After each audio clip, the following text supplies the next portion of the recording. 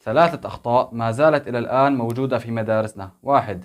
قيام الطلاب للأستاذ عند دخوله الصف، مع أن النبي صلى الله عليه وسلم قال: من أحب أن يتمثل له الناس قياما فليتبوأ مقعده من النار.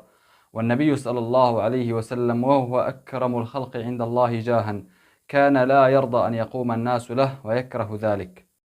الأمر الثاني: ضرب الأطفال خاصة في المدارس الابتدائية إذا كان الطالب سيء الفهم أو بطيء الحفظ، لأن الشيخ صالح الفوزان يقول: لا يجوز للمعلم ضرب الأطفال إذا كانوا سيئي الحفظ أو بطيئي الفهم. وأنا أؤكد لكم أن هناك كثير من الأطفال أذكياء وعباقرة، ولكن بسبب أساليب التعليم الفاشلة وبسبب الظروف القاسية لم يتمكنوا من إظهار قدراتهم. وأنوه على مقولة سمعتها تقول: إذا كان الأطفال لا يتعلمون من الطرق التي نقوم بتدريسها، فيجب علينا ابتكار طرق تدريس يفهمون من خلالها.